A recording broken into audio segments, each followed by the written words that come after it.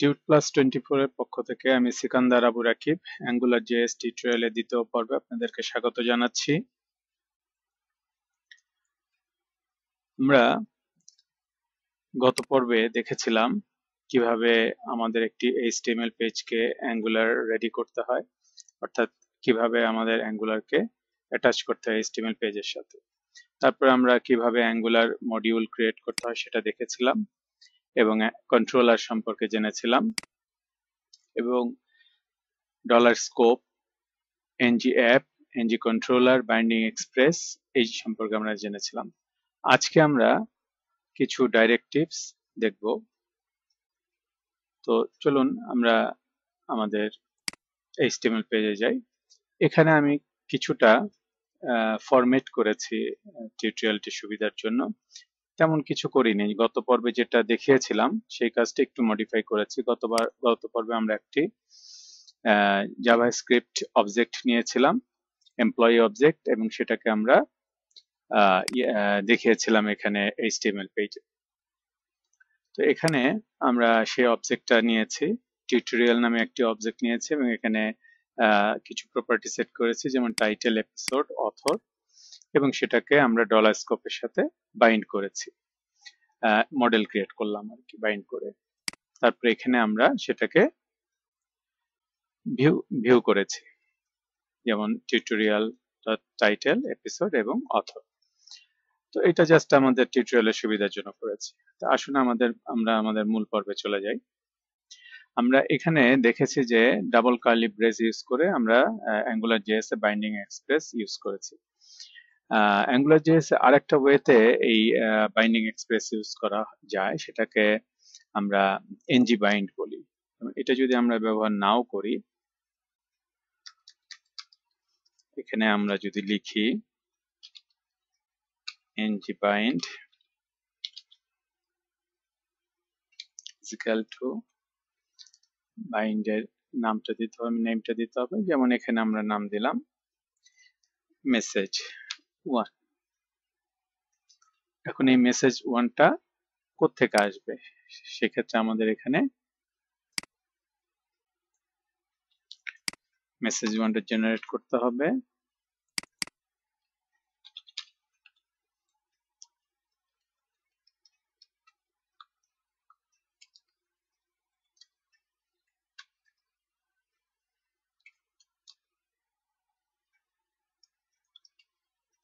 লিখে দেই hello universe,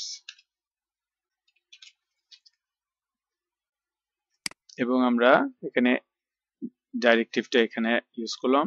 তো বিষয়টা হচ্ছে এরকম যে এই ডাইরেক্টিভটা যে HTML এর এলিমেন্টের অ্যাট্রিবিউট হিসেবে থাকবে, সেখানে আমাকে এই ট্যাগের মাঝখানে কিছু লিখতে হবে না।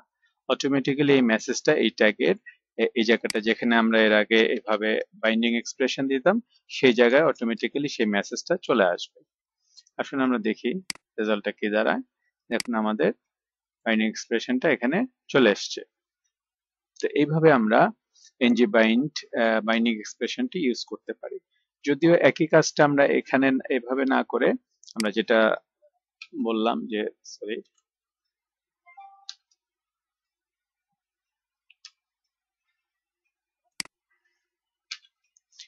আমরা এই একই কাজটা ng bind দিয়ে না করে আমরা এতক্ষণ যেটা করেছি সেটা হলো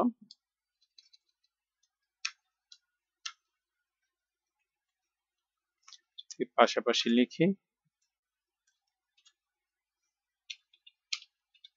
তাহলে আমরা বুঝতে পারবো।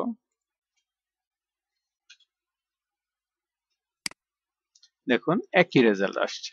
কাজে আপনার সুবিধা মতো আপনি ব্যবহার করতে পারেন, যেটা আপনি ভালো মনে করেন। তো আমাদের ng bind হয়ে গেল, এবং এখানে একটা জিনিস বলি যে এখানে ng bind এর জায়গায় যদি আপনি লিখে দেন যে ডেটা ng bind, তাহলে দেখুন সেম রেজাল্টই আসছে রিফ্রেশ করলে। এইটা বেসিক্যালি যখন আপনি প্রোডাকশন সাইডে যাবেন, অর্থাৎ আপনার ডেভেলপমেন্ট কোডটা প্রোডাকশনে দিবেন, তখন এটা মোর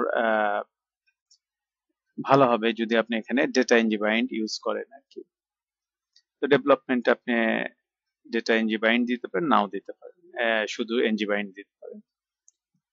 তো এটা আপনার ইচ্ছা।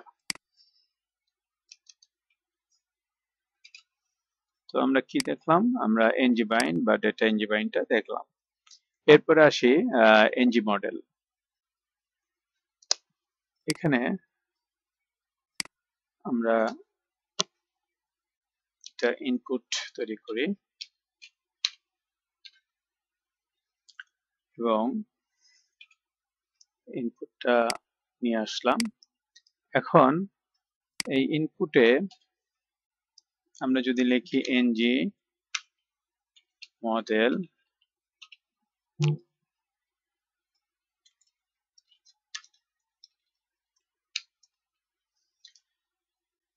এবং আমরা যদি এখানে লিখি h1,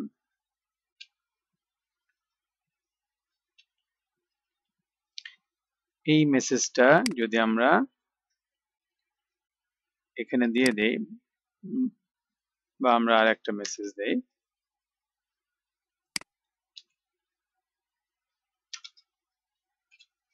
এবং এটা যদি আমরা এখানে ক্রিয়েট করি,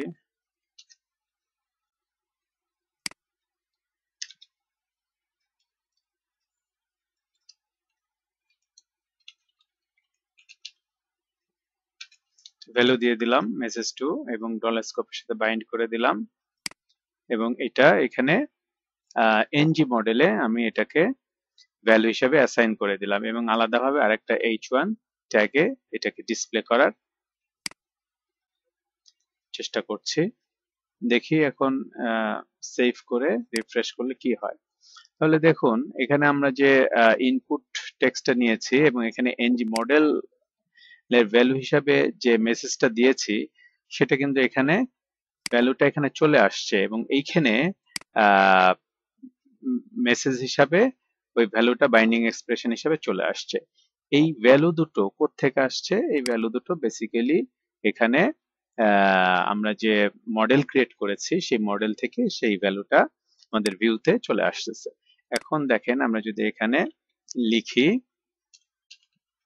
তাহলে কি হচ্ছে? তাহলে আমাদের এখানে ভিউ চেঞ্জ হচ্ছে এবং ভিউ এর সাথে সাথে আমাদের এখানে যে মডেলটা সেই মডেলটাও চেঞ্জ হচ্ছে এবং প্রথম দিকে যে ভ্যালুটা আমরা নিয়ে আসছিলাম সেটা আসছে আমাদের এই মডেল থেকে, অর্থাৎ ms g2 থেকে যে ভ্যালুটা সেটা আসছে এখান থেকে।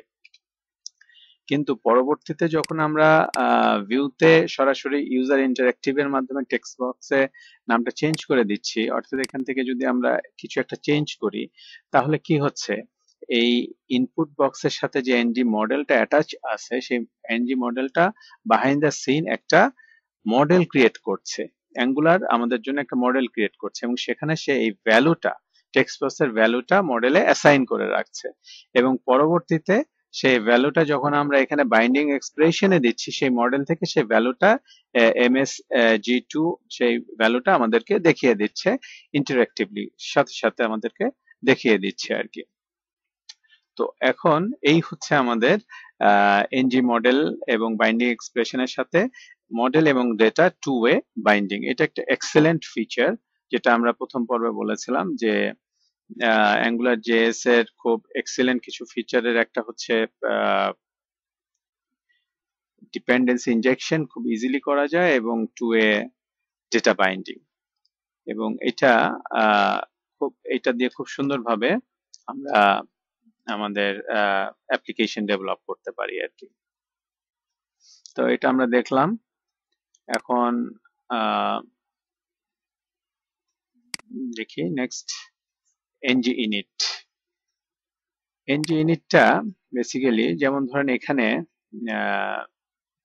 মেসেজ টু দিয়ে আমরা সিকান্দার ভ্যালুটা দিয়েছি। এখন যদি আমি এই কাজটা করি যে এখানে ng init is equal to message2 is equal to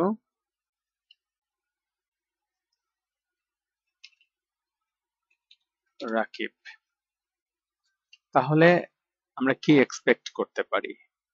একই MSG2 তে এখানে রাকিব অ্যাসাইন করছি, আর আমরা আমাদের এই জায়গায় মডেল হিসাবে সিকান্দার অ্যাসাইন করেছি। তাহলে আপনারা কি মনে করছেন, আমরা যখন এখানে ভ্যালুটা ডিসপ্লে করব ভিউতে, তখন কোনটা আসবে? সে এই এই রাকিব ভ্যালুটা আসবে না সিকান্দার ভ্যালুটা আসবে? চলুন আমরা দেখি আমাদের ডিসপ্লেতে কি আসে। তাহলে দেখুন এখানে রাকিব ভ্যালুটা আসছে, তার মানে আমরা দুই জায়গায় ভ্যালু অ্যাসাইন করেছি, যে এখানে মডেল হিসেবে করেছি এবং এখানে ইনিশিয়ালাইজ হিসেবে করেছি, কিন্তু সে প্রায়োরিটিটা দিচ্ছে এনজি ইনিটকে। অর্থাৎ এখানে যদি আমি এখানে এনজি ইনিটটা না রাখি, তাহলে দেখুন ভ্যালুটা কিন্তু সিকান্দার চলে আসছে। তার মানে এই ভ্যালুটা কোত্থেকে পাচ্ছে? এই ভ্যালুটা কিন্তু এখান থেকে পাচ্ছে। কাজেই এনজি ইনিটটা অবশ্যই প্রায়োরিটি পাবে আমাদের স্ক্রিপ্ট ফাইলের চেয়ে। তো এটা হচ্ছে আমাদের এনজি ইউনিটের কাজ। এনজি ইউনিটে আমরা কোনো অবজেক্টও ডিক্লেয়ার দিতে পারি, যেমন এই অবজেক্টটা পুরোটা আমরা এনজি ইউনিটেও দিতে পারতাম, এটা পসিবল আর কি। তো এইভাবে আমরা এনজি ইউনিটটা ব্যবহার করতে পারি। তো এখন আমরা দেখব এনজি শো এবং এনজি হাইট আমরা কিভাবে ব্যবহার করব।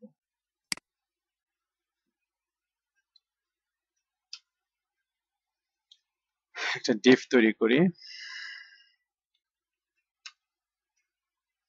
এবং এখানে আমরা এনজি শো লিখে দিচ্ছি ডাইরেক্টলি, এবং এখানে একটা ভ্যারিয়েবল 1 দিয়ে দিলাম, এবং এখানে আমরা h1 এ লিখে দিলাম যে show me, এবং এইখানে এই ভ্যারিয়েবল 1 এর ভ্যালুটা আমরা এখান থেকে অ্যাসাইন করে দেই।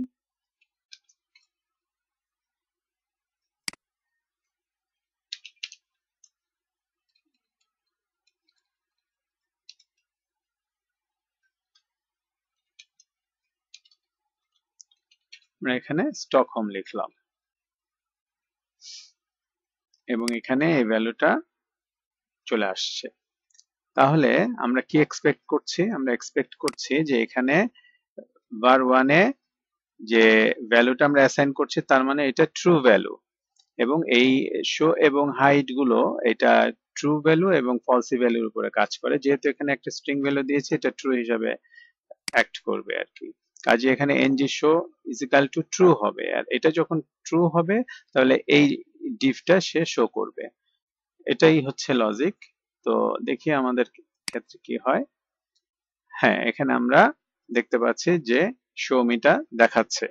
এখন যদি আমরা এখানে ভ্যালুটাকে স্টকহোম না দিয়ে আমরা যদি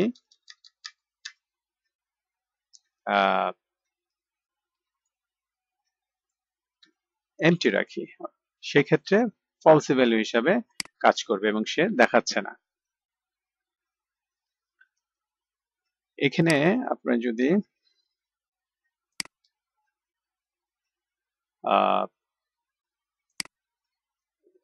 ওয়ান দেন,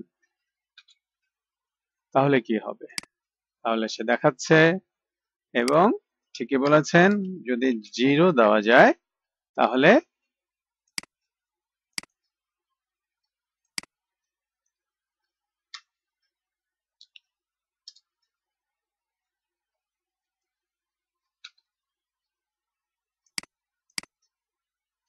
সে ভ্যালুটা দেখাচ্ছে না।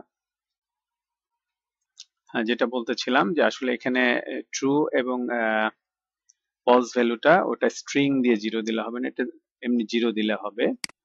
সুতরাং এখানে 0 দেওয়াতে সে আর শো করছে না।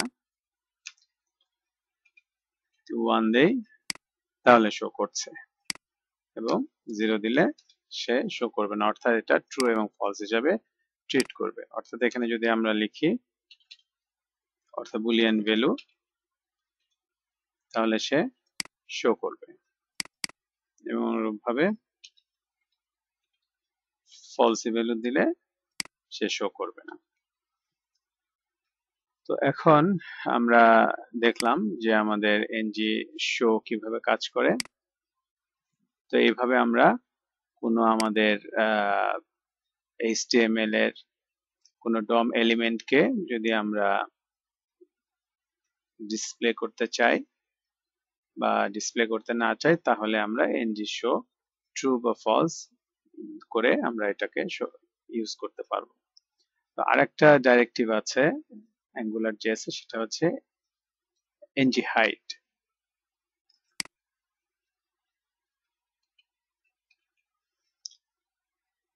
আমরা যদি এখন দেখি যে ng hide এর এখানে hide me লিখি এবং এখানে যদি আমরা ভ্যালুটাকে ফলস করি, আগে ট্রু করি, ট্রু করলে কি হবে, অর্থাৎ ভ্যালুটা ট্রু হচ্ছে এবং এখানে সে হাইটটা ট্রু পাচ্ছে, তাহলে সে এই ডিফটাকে হাইড করবে। ডিফটাকে হাইড করা মানে সে দেখাবে না। আর এখন যদি আমরা এখানে ফলসি ভ্যালু দেই তাহলে কি হবে, তাহলে এখানে সে এই ng হাইটটা ফলস পাবে। ফলস পেলে সে এটাকে শো করবে এবং সে শো করছে। এই হচ্ছে ng হাইড এবং ng শোর পার্থক্য। এখন আমরা আরেকটা নতুন ডিরেক্টিভ নিয়ে কথা বলবো, সেটা হচ্ছে ng if। ng if টা কিভাবে কাজ করে দেখি। আরেকটা জিনিস এখানে একটু দেখাই, যে আমরা যখন ng হাইটটা ইউজ করছি তখন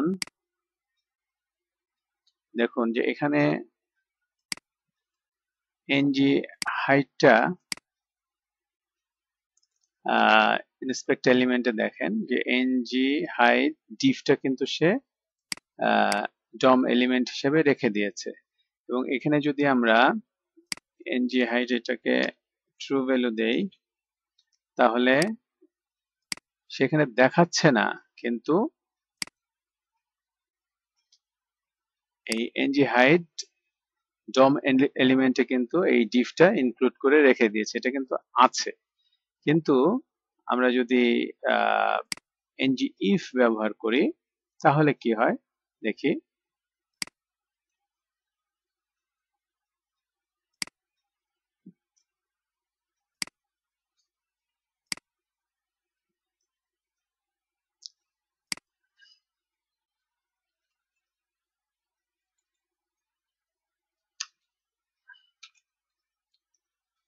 আমাদের এখানে var2 ভ্যালু একটা অ্যাসাইন করে দিলাম এবং এখানে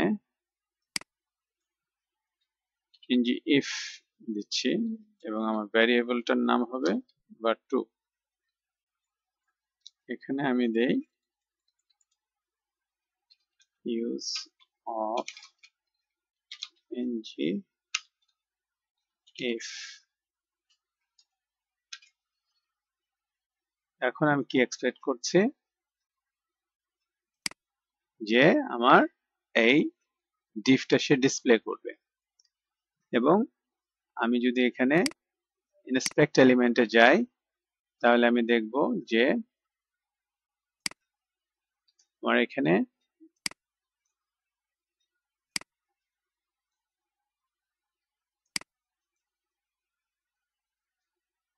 ng if-টা সে দেখাচ্ছে। এখানে দেখুন ng if-টা সে দেখাচ্ছে। এখন যদি আমরা এই অবস্থায় এই ভ্যালুটাকে ফলসে ভ্যালু দেই তাহলে কি হয়,